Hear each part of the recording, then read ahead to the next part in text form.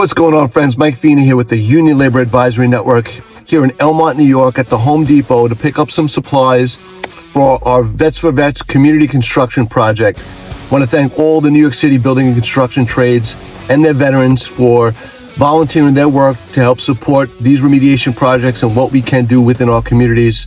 So proud to be involved.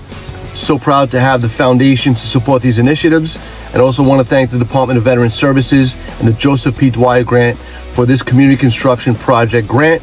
And let's showcase what union labor can do and what we can do within our communities.